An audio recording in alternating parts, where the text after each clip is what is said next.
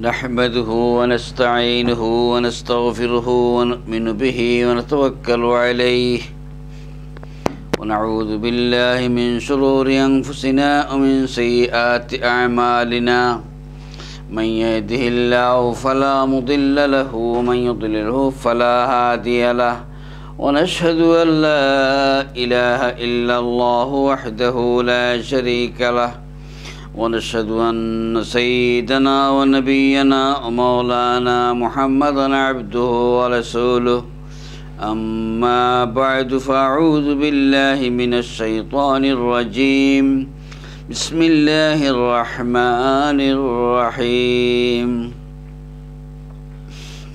إذا وقعت الواقعة ليس لوقعتها كاذبة خافضة رافعة إذا رجت الأرض رجا وبست الجبال بسا فكانت هباء منبثا وكنتم أزواجا ثلاثة فأصحاب الميمنة ما أصحاب الميمنة وأصحاب المشأمة ما أصحاب المشأمة والسابقون السابقون أولئك المقربون في جنات النعيم ثلة من الأولين وقليل من الآخرين على سرر موضونة متكئين عليها متقابلين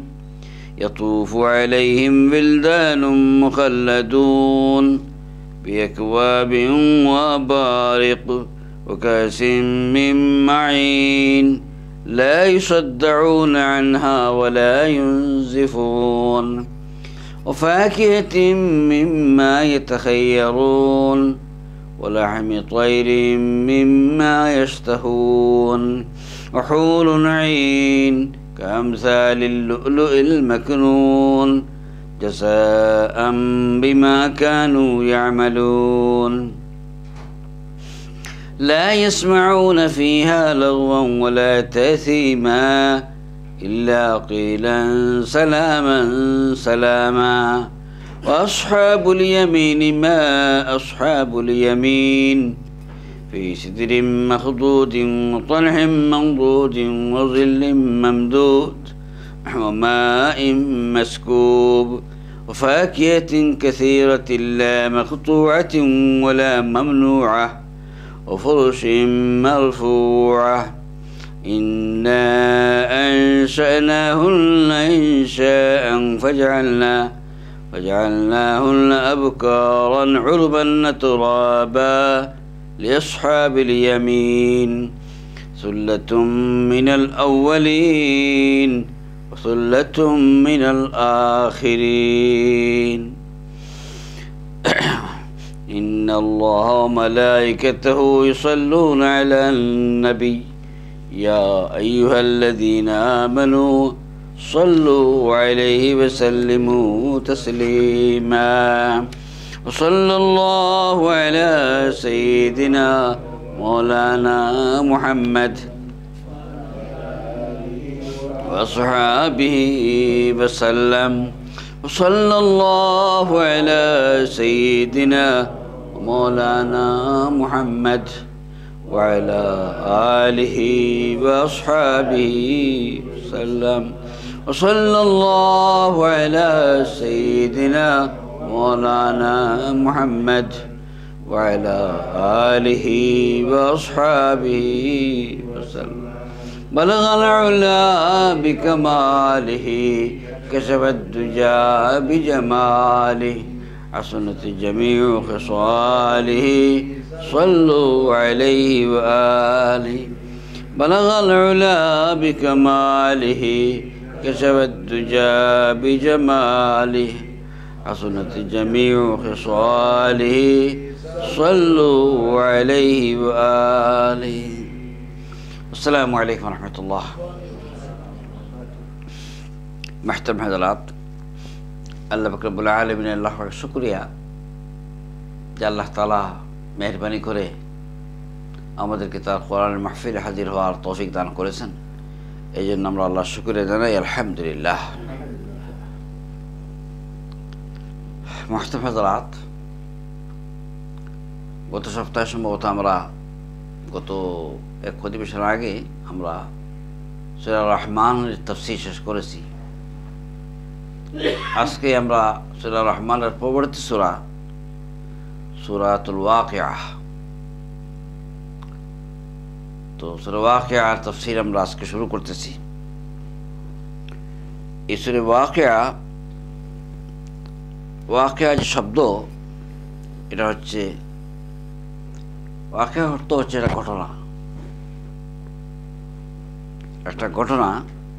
এই যে সূরা, এই সূরার তৃতীয় শব্দ হচ্ছে ওয়াকিআ।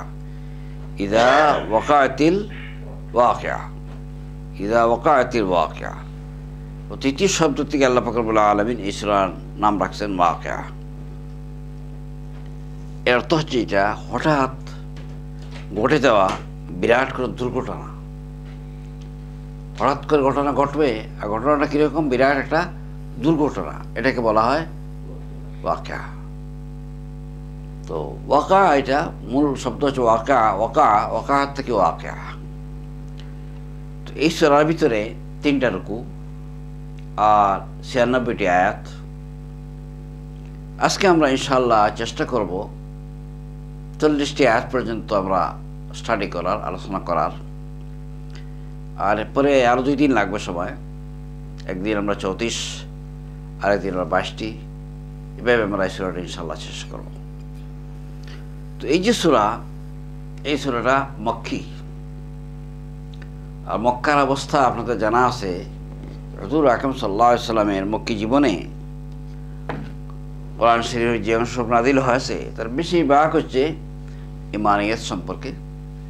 আর ঈমানিয়াতের বিষয়ে খুব বেশি জোর দিয়েছেন আল্লাহ পাক রব্বুল আলামিন তাওহীদ, রিসালাত, আখিরাত, এগুলো সম্পর্কে। তো এই সূরার ভিতরে আল্লাহ পাক রব্বুল আলামিন প্রথম রুকুতে আখিরাত সম্পর্কে আলোচনা করেছেন। প্রথম রুকুতে আজকে যেটা আমরা আলোচনা করবো, এটা কি সম্পর্কে? আখিরাত সম্পর্কে। আর দ্বিতীয় রুকুতে আল্লাহ তাআলা জাহান্নাম সম্পর্কে আর আল্লাহর কিছু নিয়ামত সম্পর্কে আলোচনা করেছেন। আর তৃতীয় রুকুতে কোরআন সম্পর্কে আলোচনা করা হয়েছে। কোরআন সম্পর্কে, কোরআন যে আল্লাহর বাণী, এ সম্পর্কে আল্লাহ তাআলা আলোকপাত করেছেন। তো এটা আল্লাহর মেহেরবানি। আমরা যে মুসলমানের ঘরে জন্মগ্রহণ করেছি, এটা আল্লাহ বড় মেহেরবানি এক দৃষ্টিকোণ থেকে, যে আমরা অনায়াসেই আল্লাহ, রসুল, আখিরাত, জান্নাত, জাহান্নাম এগুলো আমরা জানতে পেরেছি। যদিও বিস্তারিতভাবে কোরআন হাদিসের আয়াতের মাধ্যমে আমরা জানতে পারি নাই, কিন্তু মোটামুটি আমরা একটা আইডিয়া আমাদের আছে, কিছু না কিছু আছে। কিন্তু মুহাম্মদ রাসূলুল্লাহ সাল্লাল্লাহু আলাইহি সাল্লাম যখন মক্কাতে এটা প্রচার করতেছিলেন, কোরআনের প্রচার যখন শুরু করেছিলেন, তখন মক্কার লোকদের সম্পর্কে আমাদের জানা আছে যে তারা তাওহীদ সম্পর্কে কিছু না কিছু জানতো। তাওহীদ সম্পর্কে তার একটা বিকৃত ধারণা ছিল, শিরক মিশ্রিত একটা ধারণা ছিল, কিন্তু রিসালাত সম্পর্কে তাদের কোনো ধারণা ছিল না, আর আখিরাত সম্পর্কে মোটেই না। এই জন্য তারা রিসালাত এবং আখিরাত এই দুইটা মানতে তারা কোনো অবস্থা লাগছিল না। কিন্তু তাদেরকে মানাইতে হবে, তাদের ভিতরে এইটা প্রচার করতে হবে। এখান থেকে ভোটার বানাইয়া আল্লাহর দ্বীনের এই কাজকে অগ্রসর করাইতে হবে, এটার বিরুদ্ধে কাজ ছিল এটা। এই কারণে কোরআন মধ্যে একবার, দুইবার না, অসংখ্যবার, বারবার আপনারা যারা দেখেছেন, সূরা ইয়াসিনের ভিতরে, সূরা রহমানের ভিতরে, এরপরে সূরায়ে এই মুলকের মধ্যে, সূরায়ে নাবা, এই সব সূরার ভিতরে এগুলো আখিরাত মানে মক্কি জিন্দেগির প্রায় সূরার ভিতরে এগুলো আলোচনা, বারবার আলোচনা করা হচ্ছে। এইদিকে কাফিরেরা উল্টাপাল্টা বলতেছে না, এটা ঠিক না। আরেকদিকে আল্লাহ পাক রব্বুল আলামিন হুজুরের কাছে কোরআন মাজিদ নাজিল করতেছেন, বৃষ্টির মতো মুষলধারে আল্লাহ তাআলা নাজিল করতেছেন কোরআন মাজিদকে। প্রচার করো, প্রচার করো, প্রচার করো। তো আজকের যে সূরাটি, এই সূরা সম্পর্কে একটা ঘটনা আছে, তার শান নজুল সম্পর্কে। একটা ঘটনা আছে যে হযরত আবু বকর রাদিয়াল্লাহু আনহু বলতেছেন তিরমিজি শরীফের এক হাদিসের ভিতরে যে হুজুর বলতেছেন, হুজুরকে আপনি জিজ্ঞাসা করলেন হযরত আবু বকর রাদিয়াল্লাহু আনহু, ইয়া রাসূলুল্লাহ আপনার তো চুল দাড়ি সব পাকিয়ে শেষ হইতেছে, মানে দেখা যাচ্ছে আপনি বৃদ্ধ অবস্থা, আপনি বৃদ্ধ হয়ে যাচ্ছেন, তো এত তাড়াতাড়ি মানে বয়সের অনুপাতে তাড়াতাড়ি আপনি বৃদ্ধ হয়ে যাচ্ছেন। তো হুজুর সাল্লাল্লাহু আলাইহি ওয়াসাল্লাম বললেন যে আমাকে কয়েকটি সূরা বৃদ্ধ বানিয়ে গেছে। এই সূরাগুলো সম্পর্কে বলে সূরা আল হুদ, সূরা ইয়াসিন, এই সূরা সম্পর্কে বলে সূরা ওয়াকিয়া, হ্যাঁ, আরও দুই এক সূরা নাম নিয়ে বলে যে এই সূরাগুলো আমাকে বৃদ্ধ বানাইছে। মানে এগুলোর কারণে চিন্তা, আর চিন্তা হচ্ছে কি আখিরাতের চিন্তা, জান্নাতের চিন্তা, জাহান্নামের চিন্তা, কীভাবে এই দুনিয়ার মানুষকে জান্নাতে নিয়ে যাওয়া যায় আর কীরকম এই দুনিয়ার মানুষকে জাহান্নাম থেকে দূরে রাখা যায়, এই চিন্তাই আমাকে বৃদ্ধ অবস্থায় মারা গেছে। এই হচ্ছে এক ঘটনা। আরেক ঘটনা যেটা ইবনে আসাকির রহমতুল্লাহ আলাইহি তার কিতাবের মধ্যে লিখছেন, তিনি যে ঘটনা আনছেন সেটা হচ্ছে ঘটনা হযরতে আব্দুল্লাহ ইবনে মাসউদ, বিখ্যাত সাহাবী রাদিয়াল্লাহু তাআলা আনহু। কি নাম? আব্দুল্লাহ ইবনে মাসউদ। আর আরেক সাহাবী এবং তৃতীয় খলিফা হযরত উসমান রাদিয়াল্লাহু তাআলা। এই দুজনে একটা ঘটনা। দুজন ঘটনাটা কি? হযরত আব্দুল্লাহ ইবনে মাসউদ রাদিয়াল্লাহু আনহু বৃদ্ধ হয়ে গেছেন, বয়স্ক হয়ে গেছেন, এবং তিনি অসুস্থ অবস্থায় শয্যায় শায়িত, মৃত্যুর সাথে মানে একেবারে মরণাপন্ন অবস্থা ওলা হয়ে গেছে।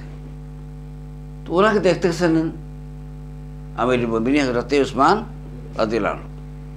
খোলাফায়ে রাশিদিনের ভিতরে তৃতীয় স্থান হচ্ছে তার। তিনি গেছেন দেখা করতে। তো তিনি গিয়ে দেখা করে জিজ্ঞাসা করলেন যে আপনার শারীরিক অবস্থা কি, আপনার কি শিকায়ত, কি প্রবলেম কি, আপনার মাথাটা কি, আপনার প্রবলেম কি? তখন আব্দুল্লাহ ইবনে মাসউদ বললেন যে আমার শিকায়ত বা অসুবিধা, প্রবলেম কোনো কিছু না, প্রবলেম হচ্ছে যুনুবি, আমার গুনাহ। দেখেন এই আল্লাহ ওলিদের কীরকম কথাবার্তা বলা, বলতেছেন আমার প্রবলেম হচ্ছে আমার গুনাহ। তখন তিনি দ্বিতীয় প্রশ্ন করলেন, এখন তো আপনি মৃত্যুসজ্জায় শায়িত, আপনার কোনো খায়েশ আছে কিনা, কোনো কিছু খাওয়ার বা পড়ার বা কোনো কিছু করার কোনো শখ আছে কিনা আপনার? তখন তিনি বললেন যে আমার শখ একমাত্র আছে একটা, এটা হচ্ছে রাহমাতুর রব্বি, আমার পরওয়ারদিগারের রহমত যেটা আমি পাই, আল্লাহ যেন আমাকে রহমত দান, এটাই আমার চাওয়া, এটাই আমার পাওয়া, এটাই আমি চাই, আর কিছু আমার চাওয়ার নাই। এরপর তিনি বললেন যে আমি এক কাজ করি, আপনার জন্য চিকিৎসক পাঠাইয়ে দিই, ডাক্তার পাঠাইয়ে দিই। তো তিনি বললেন যে আপনি চিকিৎসক পাঠাই কী করবেন? যিনি আসল চিকিৎসক, আত-তাবিবু আমারাদানি, যিনি আসল চিকিৎসক, তিনিই আমার অসুখ দান করেছেন। তো যিনি অসুখ কমানোওয়ালা, তিনিই তোমার অসুখ দান করেছেন, আপনার কোত্থেকে কোন ডাক্তার পাঠাইবেন আপনি? এটা তিনি অ্যাভয়েড করলেন। যথেষ্ট প্রশ্ন করলেন, তাহলে আমি আপনার জন্য বায়তুল মাল থেকে আপনার ছেলে মেয়েদের জন্য কিছু একটা উপহার, একটা গিফট, একটা প্রেজেন্টেশন দান করি, যাতে ফ্যামিলির লোকেরা শান্তিতে থাকা খাওয়া করতে পারে। কারণ আমাদের সমাজের ভিতরে মনে করেন অনেক সময় যে লিল্লাহ খাওয়ার একটা হ্যাবিট, অভ্যাস মানুষের ভিতরে আছে, এগুলা বলা লাগে না, কোয়া লাগে না, আমরা খুব শখ করি এগুলা। সাহাবায়ে কেরামদের ভিতরে ছিল না, যাদের কিছু দিতে হইলে পারমিশন নেওয়া লাগে, পারমিশন নেওয়া লাগবে। আপনারা দেখবেন যে ওই দেশের অমুসলিমদের কোনো বাচ্চাকে যদি আপনার কোনো ছুটি দিতে হয়, তবুও তার গার্জিয়ানরা যদি সামনে থাকে, তাহলে তাদের কী করা লাগে? জিজ্ঞাসা করা লাগে যে আপনার ছেলেকে আমি এই ছুটটা দিতাম পারি কি না। এরকম তাদের গয়রাত সিস্টেম এটা। তো সাহাবায়ে কেরামদের এরকম অবস্থা ছিল। তো এই হিসেবে হযরত উসমান রাদিয়াল্লাহু আনহু জিজ্ঞাসা করলেন আব্দুল্লাহ ইবনে মাসউদকে যে আপনার ছেলে মেয়ের জন্য টাকা পয়সা করে ব্যবস্থা করতে পারে কি না। তখন তিনি জবাব দিলেন যে আমার কোনো প্রয়োজন নেই। তিনি বললেন আমার কোনো প্রয়োজন নেই। তখন উসমান রাদিয়াল্লাহু আনহু বললেন যে আপনার প্রয়োজন না থাকতে পারে, কিন্তু আপনার সন্তানদের, বিশেষত আমার ছেলেরা ছিল না, মানে কন্যাদের কাজে লাগবে। আমি বায়তুল মাল থেকে আপনার জন্য একটা স্টাইপেন্ড বা একটা টাকা পয়সা ব্যবস্থা করি, আপনার সন্তানদের কাজে লাগবে। তিনি বললেন, আপনি আমার সন্তানের জন্য চিন্তা করতেছেন, আমার সন্তানের জন্য চিন্তার কোনো কারণ নেই। কারণ কি? তিনি বললেন যে এই যে সূরা ওয়াকিয়া, এই সূরা ওয়াকিয়া হুজুর আকরাম সাল্লাল্লাহু আলাইহি সাল্লাম বলেছেন সূরা ওয়াকিয়ার ফজিলত সম্পর্কে, যে তিনি বলেছেন, মান কারা সূরাতুল ওয়াকিয়া, কোনো মানুষ যদি সূরা ওয়াকিয়া প্রতিদিন পড়ে, কুল্লু লাইলাতিন, প্রত্যেক দিন রাত্রে যদি এটা পড়ে, লাম তুসিবহু ফাকাত আবাদান, কোনোদিন তার উপবাস হবে না, সে কোনোদিন উপবাস থাকবে না।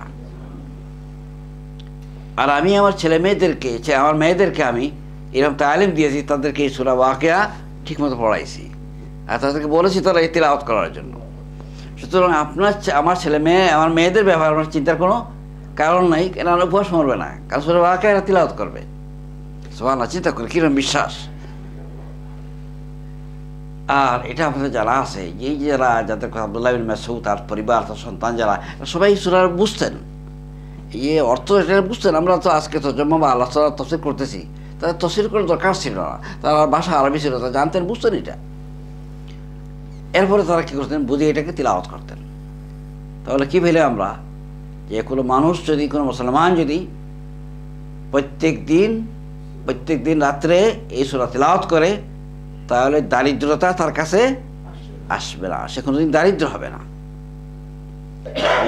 হুজুর আকরাম সাল্লাল্লাহু আলাইহি ওয়াসাল্লাম এই যে কথা, সাহাবা কেরাম কিরকম বিশ্বাস দেখেন। আর একটা ঘটনা বলতে চাই। ঘটনা হচ্ছে, সাহাবীর নাম মনে নাই, যে হুজুরের এক দোয়া ছিল। দোয়াটা হচ্ছে, বিসমিল্লাহিল্লাযী লা ইয়াদুররু মা ইসমিহি শাইউন ফিল আরদি ওয়ালা ফিস সামাই ওয়া হুয়াস সামিউল আলিম।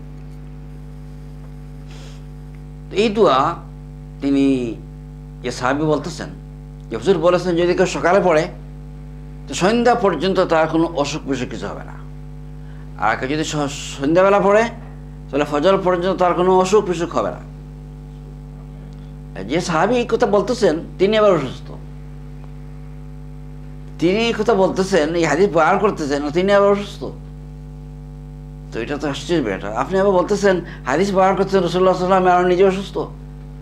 তখন তিনি বললেন, আপনি আশ্চর্য হচ্ছেন যে আমি যখন এই হাদিস বলতেছি, আমি কিছুদিন অসুস্থ, আমি আজকে এটা পড়ি নাই, আমি এটা আজকে পড়ি না, এই কারণে আমি অসুস্থ। যদি আজকে আমি পড়তাম তাহলে আমি অসুস্থ হইতাম না। চিন্তা করেন যে হুজুর আকরাম সাল্লাল্লাহু আলাইহি ওয়াসাল্লামের কথাগুলো কীরকম ইয়াকিন, কীরকম দৃঢ় বিশ্বাস তারা করতেন। আজকে আমাদের ইলম অনেক হয়েছে আমাদের, কিন্তু ইয়াকিন যেটা, বিশ্বাস যেটা রাসূলের কথার প্রতি, আল্লাহর কথার প্রতি, এটা আমাদের নাই বা কম। তো সেটা কি? বিসমিল্লাহিল্লাযী লা ইয়াদুররু মা ইসমিহি শাইউন ফিল আরদি ওয়ালা ফিস সামাই ওয়া হুয়াস সামিউল আলিম। আচ্ছা, এই কয়েকটি কথা এই সূরার ফজিলত সম্পর্কে বলার পর এবার আসুন আমরা সূরার ভিতরে ঢুকি। আল্লাহ তাআলা বলতেছেন, ইযা ওয়াকাআতিল ওয়াকিআহ লাইসা লিওয়াকাআতিহা কাযিবাহ। আগে থেকেই মক্কার অলিতে গলিতে আলোচনা শুরু হয়ে গেছে যে মুহাম্মদ সাল্লাল্লাহু আলাইহি ওয়াসাল্লামের সামনে ধারণা পেশ করতেছেন আখিরাতে ধারণা। কি ধারণা? আখিরাতে ধারণা। মানুষ মরে যাবে, মরার পরে আবার কি হবে? চিন্তা হবে। তো এই যে আলোচনা, এই সময় আল্লাহ বলতেছেন, এই আলোচনা চলতেছে, এটা কাট অফ করে তোমরা যতই আলোচনা করো, তোমরা এটাকে যতই অসম্ভব মনে করো, তোমরা যতই এটাকে বিশ্বাস করতে পারো না পারো, কিন্তু মনে রাখি ওইটা ইযা ওয়াকাআতিল ওয়াকিআহ, যখন সেটা ঘটবে তখন সবাইকে বিশ্বাস করতে হবে। ইযা ওয়াকাআতিল ওয়াকিআহ, যখন এটা ঘটে যাবে তখন সবাই কী করতে হবে? বিশ্বাস করতে হবে। লাইসা লিওয়াকাআতিহা কাযিবা, তখন আর কেউ এটা বলতে পারবে না যে ঘটে নাই, আখিরাত ঘটে নাই, কিয়ামত ঘটে নাই, এটা বলতে পারবে না কেউ, না বলতে পারবে কেউ। একটা ঘটনা যখন ঘটে গেছে, কি এক ঘর মনে করেন যখন অন্ধকার ছিল, লাইট যখন জ্বলে গেছে, তখন তো আর বলার ক্ষমতা নেই যে ঘর অন্ধকার। তো আল্লাহ তাআলা বলতে, যখন কিয়ামত অনুষ্ঠিত হয়ে যাবে তখন লাইসা লিওয়াকাআতিহা কাযিবা, কেউ এটাকে মিথ্যা প্রতিপন্ন করতে পারবে না। আচ্ছা, এরপরে এই যে কথাটা আখিরাত সম্পর্কিত বিশ্বাস, যেটা এটা বড় ইম্পর্টেন্ট বিশ্বাস। আখিরাতের বিশ্বাসের উপরে আমরা আমল ডিপেন্ড। আপনি যদি আখিরাতের প্রতি বিশ্বাসী হন, তাহলে সমস্ত আমল করার জন্য ইজি হয়ে যায়। আর যদি আখিরাতে আপনার বিশ্বাসের দুর্বলতা থাকে, তাহলে এত লম্বা রাত, কত লম্বা কত ঘন্টা? রাত কত ঘন্টা হিসাব করছেন আমরা? হ্যাঁ, হিসাব করে নাই। 4টা থেকে 4টা 12টা, আরো 4টা, প্রায় 16 ঘন্টার কাছাকাছি রাত। কিন্তু আপনার যদি আখিরাতের প্রতি ইমান দুর্বল হয়ে থাকে, আমি বলবো না নাই, দুর্বল হয়ে থাকে, তাহলে 16 ঘন্টা রাত্রি তো আপনার ফজর নামাজ পড়া নসিব হবে না। ঠিক কিনা এটা? আর যদি আখিরাতে বিশ্বাস থাকে, তাহলে 4 ঘন্টার যে রাত, সে রাত্রে আপনার পক্ষে ফজর নামাজ পড়ার সম্ভব হবে। বড় ইম্পর্টেন্ট কথা এটা। এই কারণে আল্লাহ পাক রব্বুল আলামিন বারবার কোরআন মাজিদের ভিতরে আখিরাত সম্পর্কে ধারণা দেওয়ার চেষ্টা করেছেন। এক আয়াতে সূরা আন-নিসা আল্লাহ তাআলা বলেছেন, আল্লাহু লা ইলাহা ইল্লা হু, আল্লাহ ছাড়া কোনো মাবুদ নেই। লা ইয়াজমা'আন্নাকুম ইলা ইয়াউমিল কিয়ামাতি লা রাইবা ফীহ, আল্লাহ বলতেছেন মানুষরা তোমরা মনে রাখিও যে তোমাদেরকে আমি একদিন কি করবো? জমা করবো। আর এই জমা করবো কোন দিন? আখিরাত। আখিরাত না দুনিয়াতে? আখিরাত। লা রাইবা ফীহ, এর ভিতরে কোনো সন্দেহ নেই। এরপরে আল্লাহ বলতেছেন কে এই কথা বলতেছি? তো আমি আল্লাহ। সুতরাং ওমান আসতাকু মিনাল্লাহি কিলা ওমান আসতাকু মিনাল্লাহি হাদিসা, আল্লাহর চেয়ে সত্যবাদী আর কেউ হইতে পারে? আল্লাহর চেয়ে সত্যবাদী কেউ আছে? কেউ নেই। কোরআন মাজিদের ভিতরে বিভিন্ন জায়গায় বারবার বারবার আপনারা যদি কোরআন মাজিদ পড়েন, তাহলে দেখবেন যে প্রত্যেকটা পৃষ্ঠায়, প্রত্যেকটা সূরায়, প্রত্যেক রুকুতে ডাইরেক্ট ইনডাইরেক্ট আল্লাহ তাআলা আখিরাতের আলোচনা করেছেন। এই দিন যেটা ইসলাম, যেটা এটা আখিরাত কেন্দ্রিক দিন, আখিরাত কেন্দ্রিক দিন। তো আল্লাহ তাআলা বলতেছেন, ইযা ওয়াকাআতিল ওয়াকিআ লাইসা লিওয়াকাআতিহা কাযিবা, এটা যখন ঘটে যাবে তখন আর কেউ এটাকে না অস্বীকার করতে পারবে না, মিথ্যা বলতে পারবে না। আচ্ছা, এরপর আল্লাহ বলতেছেন এই আখিরাতটা কি? খাফিদাতুর রাফিআ, এটা হচ্ছে উষাকারী, নিশাকারী, উষাকারী, উষাকারী মহাপ্রলয়। এটা কি? এটা অর্থ কি? এটা অর্থ হচ্ছে এটা আজকের দুনিয়াতে অনেক মানুষ নালায়েক, অযোগ্য, ঠক, দান্দাবাদ, মিথ্যাবাদী, ফাসিক, ফুজ্জার আজকে বিরাট বড় ক্ষমতাশালী হয়েছে, বিরাট বড় বনে আছে, সেট বনে আছে। কিন্তু এরা সেট হওয়ার উপযুক্ত না, এরা সেট হওয়ার উপযুক্ত না। কিন্তু বিভিন্ন ধরনের ধান্দা করে তার এই হয়ে গেছে, আজকে হয়ে গেছে। চতুর্দিকে চেয়ে দেখেন, সমাজের যারা ভালো মানুষ তারা সমাজের নেতৃত্বে নাই। নেতৃত্বে কারা? ফাসিক, ফুজ্জার যে আছে, এদের ভিতরেই 90% এই সমস্ত লোকেরাই আজকে দুনিয়ার লিডার্স, এরা হচ্ছে সমাজের পরিচালক। ঠিক কিনা বলেন? এরা উপযুক্ত না এসে থাকার। তো আল্লাহ তাআলা বলছে এই যে অবস্থা, এটা চিরদিন থাকবে না। যেদিন দুনিয়া শেষ হয়ে যাবে, কিয়ামত অনুষ্ঠিত হবে, সেদিন সত্যিকার যারা নেককার লোক, তারাই কি হবে? উচ্চস্থানের মর্যাদা পাবে, তারাই সম্মানিত হবে, তারাই ইজ্জত দান করবে আল্লাহ তাআলা। খাওয়া দাওয়া থাকা সমস্ত ব্যবস্থাপনা আল্লাহ রাব্বুল আলামিন তাদেরকে দান করবেন, রাফিয়া। আর যারা অসভ্য, অসৎ, দুঃখবাদ, প্রতারক, তাদেরকে আল্লাহ তাআলা কি করবেন? ওই দিন শাস্তি দান করবেন। আমরা ওদিকে খেয়াল রাখেন, ওই দিন আল্লাহ তাআলা তাদের কি দান করবেন? শাস্তি দান করবেন, পরাজিত করবেন, লাঞ্ছিত করবেন, অমানিত করবেন। এই কারণে কোরআনে আরেক আয়াতে আল্লাহ তাআলা বলেছেন, মান যুযিয়া আনিন নারি ওয়া উদখিলাল জান্নাতা ফাকাদ ফাজ। কামিয়াব কে? সাকসেসফুল কে? কামিয়াব হচ্ছে সেই ব্যক্তি যে জাহান্নাম থেকে মুক্তি পাইছে আর জান্নাতে প্রবেশ লাভ করছে। জাহান্নাম থেকে কি হয়েছে? সে মুক্তি। আর জান্নাতে যে পৌঁছতে পারছে সে কি হয়েছে? কামিয়াব হয়েছে। দুনিয়ার কিন্তু মাফাটি না। দুনিয়া যদি কেউ প্রেসিডেন্ট হইতে পারে, কেউ মিনিস্টার হইতে পারে, এমপি হইতে পারে, মেম্বার হইতে পারে, চেয়ারম্যান হইতে, সে কামিয়াব। আর যিনি এটা হইতে পারলেন না, তিনি বলে হায় হায় আমি তো হইতে পারলাম না, আফসোস করে করে মরে যাচ্ছে। আল্লাহ বলছে না, এই দুনিয়া তো একটা পরীক্ষার জায়গা, এখানে কিছু নাই। আসল হাকিকতে কেন না? আসল হাকিকত প্রকাশিত হবে কোন জায়গাতে? আখিরাতে। সেদিন কি হবে? খাফিদাতুর রাফিয়া, কারা সত্যিকার ভালো লোক তাদেরকে আল্লাহ তাআলা সম্মান দান করবেন। আর সত্যিকার যারা শয়তান, বদমাইশ লোক, তাদেরকে তারা নিচু করবেন, তাদেরকে অপদস্থ করবেন, বেইজ্জত করবেন। আপনার আশ্চর্য হবেন শুনলে, হাদিসের ভিতরে রয়েছে যারা জাহান্নামী, যারা গুনাহগার, যারা এরা জাহান্নামে যে হাসরের ময়দানে গেদারকে যে হাজির হবে, সেই হাজির হতে গিয়ে তারা মুখ দিয়ে হাঁটিবে, নাক দিয়ে হাঁটিবে। হ্যাঁ, পা দিয়ে হাঁটতে পারবে না, নাক দিয়ে হাঁটিবে, মুখ দিয়ে হাঁটিবে। চিন্তা করেন, এখান থেকে লাঞ্ছন শুরু হয়ে যাবে। এই কারণে বারবার আখিরাতকে সামনে রেখে আল্লাহর পক্ষে এই সমস্ত পুলিশ দিয়া আর গার্ড দিয়া আল্লাহর হুকুম মানানো আল্লাহর পক্ষে সম্ভব না। এটা আল্লাহ এই সিস্টেম রাখেন নাই, কেউ পারাও নাই, না পারছে না এই দেশে পারছে, না আমেরিকায় পারছে। মানুষকে আপনি গার্ড দিয়া সৎ বানাইতে পারবেন না। তার ভিতরে এমন কোনো আকীদা, এমন কোনো বিশ্বাস ঢুকাইতে হবে, আর সে বিশ্বাস কি? আখিরাত বিশ্বাস। এ বিশ্বাস কি? আখিরাত বিশ্বাস। তো আল্লাহ পাক রব্বুল আলামিন এই কথা বলার পর আল্লাহ বলতেছেন, ইযা রুজ্জাতিল আরদু রাজ্জান ওয়া বুসাতিল জিবালু বাসসা ফাকানাত হাবাআম মুনবাসসা। পৃথিবীটা ইযা রুজ্জাতিল আরদু রাজ্জা, পৃথিবীটা হঠাৎ করে আল্লাহ তাআলা নাড়িয়ে কাঁপিয়ে দিবেন। কিয়ামত কিভাবে হবে? কিয়ামত সময় আল্লাহ বলতেছেন যে পৃথিবী যখন কি হবে, হঠাৎ করিয়া নড়াচড়া দিয়ে উঠবে, নাড়িয়ে উঠবে। বললাম যে আরেক আয়াতে আল্লাহ বলেছেন, ইযা জুলজিলাতিল আরদু জিলজালাহা, যখন পৃথিবীর ভিতরে ভূমিকম্প সৃষ্টি হবে। ভূমিকম্প কি আপনাকে জানাই আসবে যে আগামী তারিখে অমুক তারিখে হঠাৎ সময় ভূমিকম্প এরকম জানানো হয় না, হঠাৎ করে চলে আসবে। তো আল্লাহ বলতেছেন, ইযা রুজ্জাতিল আরদু রাজ্জা ওয়া বুসাতিল জিবালু বাসসা, আর পাহাড় কি হবে? বিন্দু বিন্দু হয়ে করে দেওয়া হবে।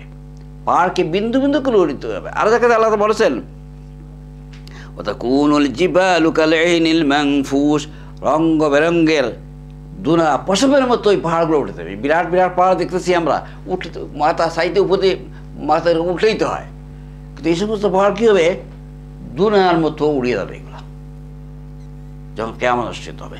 এইখানে আল্লাহ তাআলা কিয়ামত কীভাবে সামান্য সিনারি সবার সামনে আনতেছেন, যার কী হবে? ফাকানাত হাবাআম মুনবাসসা, সমস্ত বিক্ষিপ্ত বালুকার মতো এগুলা কী হবে?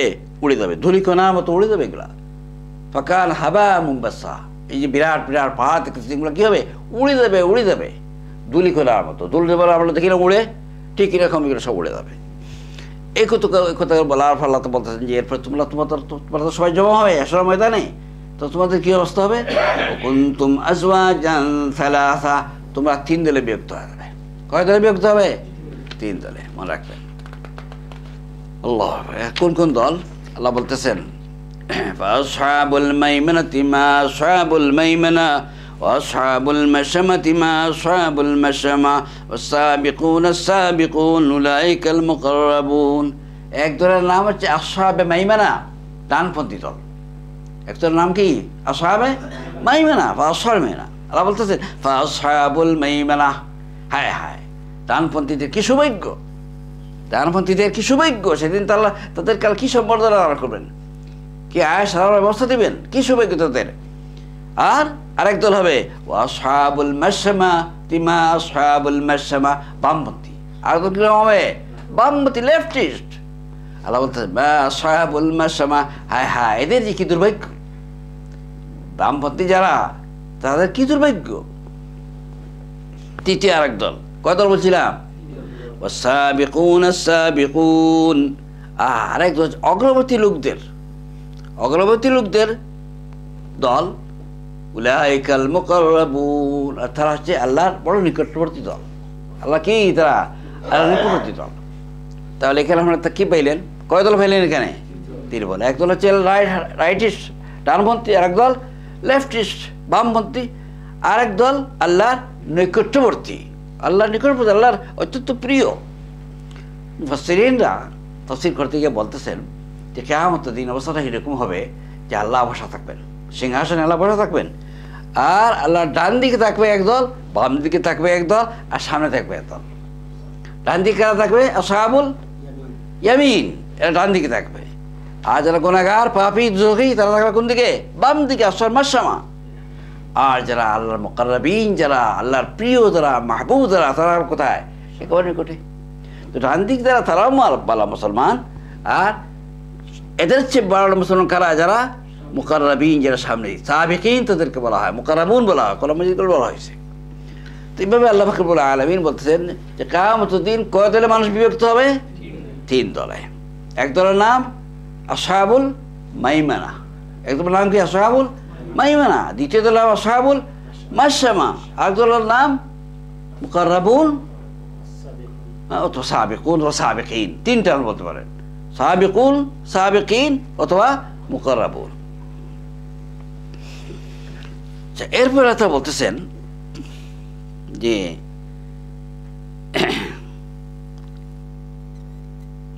ফি জান্নাতিন নাঈম সুল্লাতুম মিনাল আউয়ালিন ওয়া কালিলুম মিনাল আখিরিন। আল্লাহ তাআলা বলতে এই যে দুই দল সম্পর্কে বলতেছেন, আসহাবুল ইয়ামিন আর মুকাররাবুন সম্পর্কে বলতেছেন, এই দুই দল কোথায় থাকবে? জান্নাতে। কোথায় থাকবে এরা? জান্নাতে। আল্লাহ বলতে ফি জান্নাতিন নাঈম, এরা কিয়ামতের পরিপূর্ণ, কিয়ামতের দিন তারা পরিপূর্ণ জান্নাতে বসবাস করবে, সেখানেই তারা অবস্থান করবে। আচ্ছা, এই যে অবস্থান করবে জান্নাতে, এদের কয় ক্লাস? 2 ক্লাস, ফার্স্ট ক্লাস আর সেকেন্ড ক্লাস। আল্লাহ বলতেছেন সুল্লাতুম মিনাল আউয়ালিন ওয়া কালিলুম মিনাল আখিরিন। এই ক্লাসটা কীরকম? আল্লাহ বলতেছেন যে প্রথম জমানার লোক থেকে বেশিরভাগ লোক হবে। প্রথম জমানার লোক থেকে, আউয়ালিন থেকে, প্রথম জমানার লোক থেকে বেশিরভাগ লোক হবে মুকাররাবুন। প্রথম জমানার লোক থেকে বেশিরভাগ কী হবে? মুকাররাবিন হবে।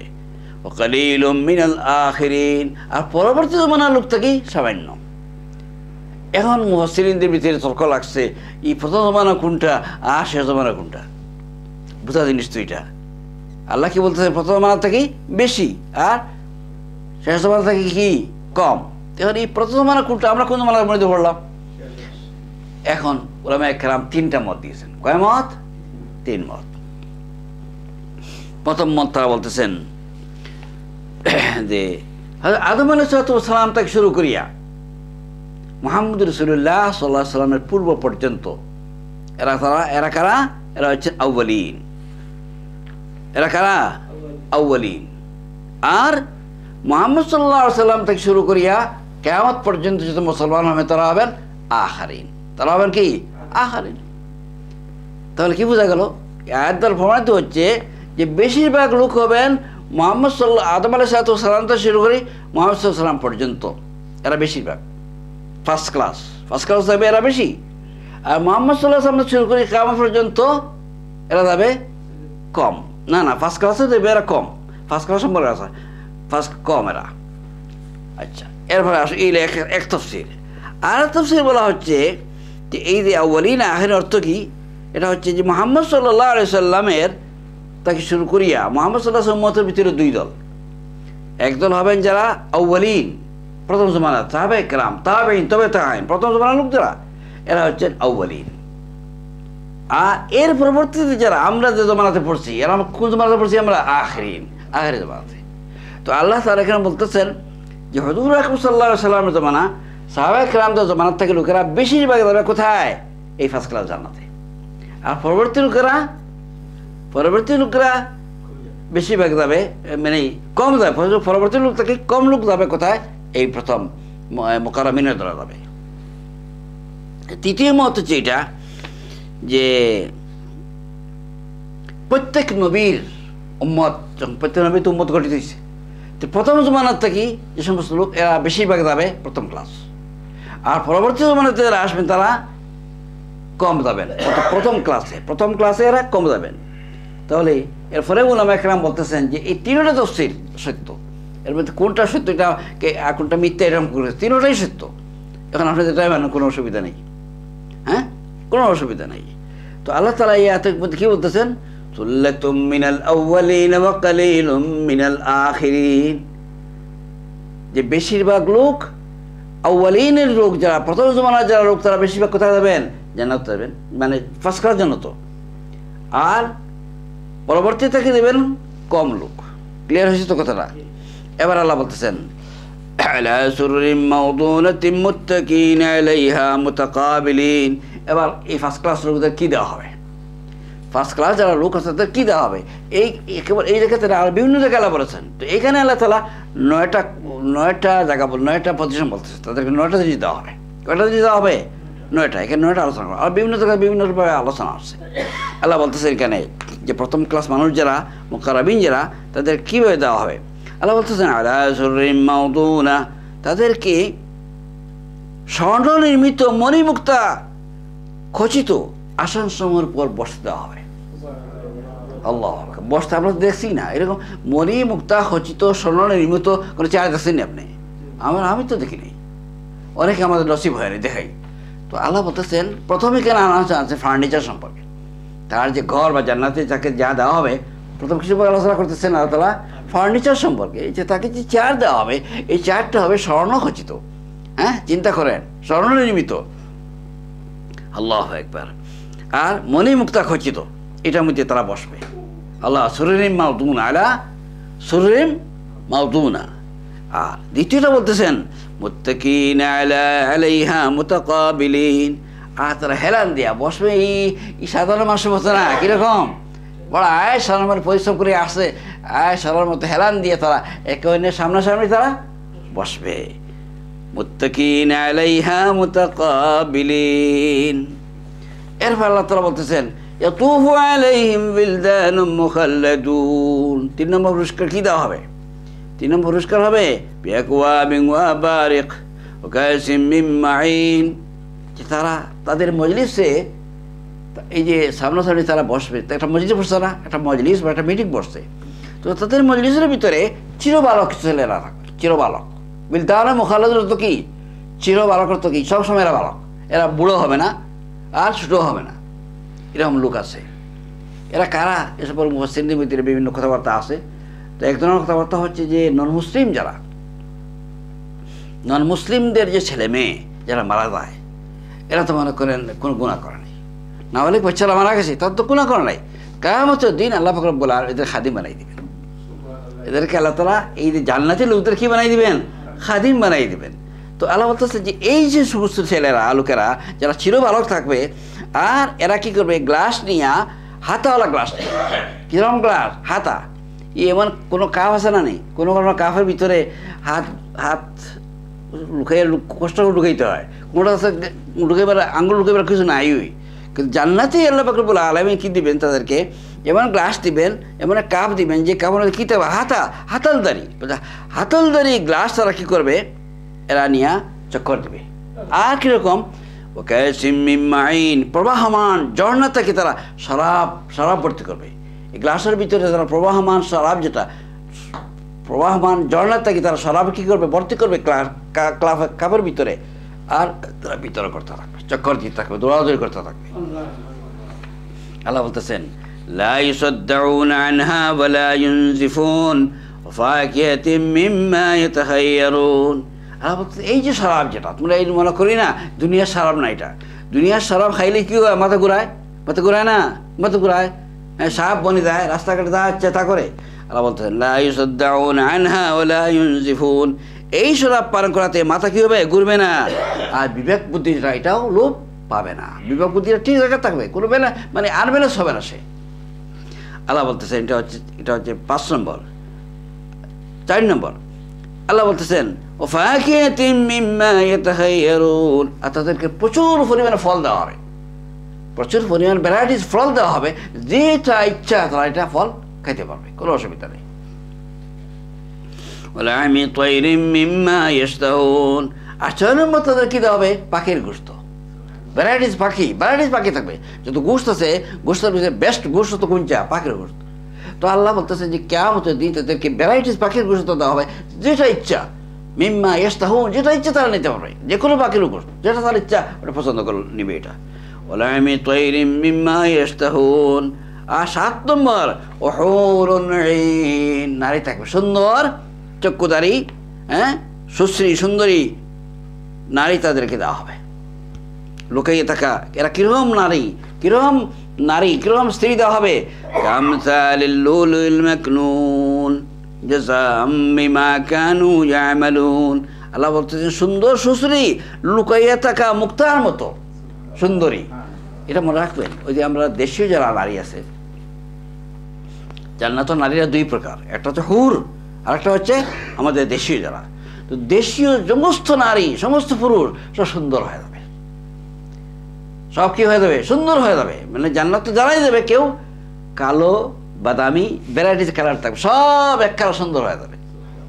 এর কয়টা জিনিস মনে রাখবেন। সবার বয়স কত হবে? 33 বছর বয়স। সবার বয়স কত হবে? 33 বছর। যুবক হবেন সবাই, যুবতীরা এরকম। হ্যাঁ, তো আল্লাহ বলতেছে কি এরকম সুন্দর যুবতী তাদেরকে দেওয়া হবে, যে মনে হবে এইগুলো লুকিয়ে রাখা মুক্তার মতো সুন্দর। আর এগুলো কি জন্য দেওয়া হবে? জাযাআম বিমা কানু ইয়ামালুন, এটা বদলা প্রতিফল। দুনিয়াতে তারা আমল করছিল, এই যে নামাজ পড়ছিল, রোজা রাখছিল, মানুষকে আল্লাহ দিনের দাওয়াত দিছিল, দুনিয়ার তাফসীর শুনছিল, এই সমস্ত কাজের বিনিময় হিসেবে দেওয়া হবে। এটা এমনিতে দেওয়া হবে না যে পাইকারিভাবে ঠিক আছে মাফ করে দিয়ে নিলাম। এই বেকুবের কোনো কারো চলবে না এখানে। আল্লাহর চেয়ে জ্ঞানী, আল্লাহর চেয়ে বুদ্ধিমান আর কেউ নেই। আমাদের কিছু লোক আছে আমল টামল করে দিতে পারবে না, ব্যস্ত, এমনি চলে যাবে। তো এমনি কিরকম দেবে? আমল করার পরেও তো দেওয়া সম্ভব না আল্লাহর মেহরবানি না হলে। এখন আপনি যদি মনে করেন মেট্রিক পাস হন, তাহলে কলেজে আপনি অ্যাপ্লিকেশন করতে পারবেন, কলেজে প্রফেসর হলে পারবেন। প্রফেসর হলে আপনি পারবেনই না। এটা কী দরকার আপনার? কমপক্ষে আপনার MA পাস করতে হবে। MA পাস না করা পর্যন্ত একটা কলেজ বা ইউনিভার্সিটির প্রফেসর হলে আপনি অ্যাপ্লিকেশন করতে পারবেন না। আপনি যোগ্যতা লাগে। তো এই দুনিয়ার সামান্য কাজে যোগ্যতা লাগবে, আর আখিরাতের কাজে যোগ্যতা লাগবে না, এটা হইতে পারে না। তো আল্লাহ বলতেছেন জাযাআম বিমা কানু ইয়ামালুন। 8 নম্বর আল্লাহ বলতেছেন লা ইয়াসমাউনা ফিহা লাওয়ান ওয়ালা তাসীমা ইল্লা কিলান সালামান সালামা। সেখানে তারা কোনো বাজে বাজে কথাবার্তা, গুনার কথাবার্তা তারা শুনবে না। জান্নাতে যারা যাবে এখানে কোনো আজে বাজে কথাবার্তা, ফাহিশা কথাবার্তা, অশ্লীল কথাবার্তা শুনবে না। অনেক সময় আপনি দেখবেন অনেক মজলিসে, অনেক রাস্তাঘাটে আপনি চলাফেরা করতেছেন, কিন্তু আপনি চান না এই সমস্ত অশ্লীল শব্দ, খারাপ শব্দগুলো শুনবার, কিন্তু আপনার শোনার হচ্ছে, শুনতে বাধ্য আপনি। কারণ হচ্ছে জান্নাতি হবে না। জান্নাতে যে পরিবেশ, খুব সুন্দর পরিবেশ হবে, সেখানে সব ভদ্র, সব জেন্টল লোকেরা সেখানে যাবে।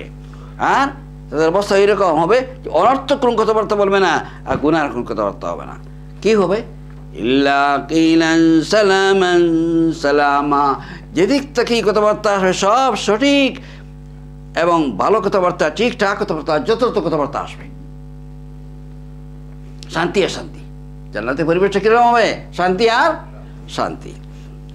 এই যে কয়েকটা আলোচনা করলাম, আল্লাহ তাআলা বলতে এই যে ফার্স্ট ক্লাস যারা জান্নাতি, তাদেরকে এগুলো দেওয়া হবে। কয়টা জিনিস দেওয়া হবে এখানে?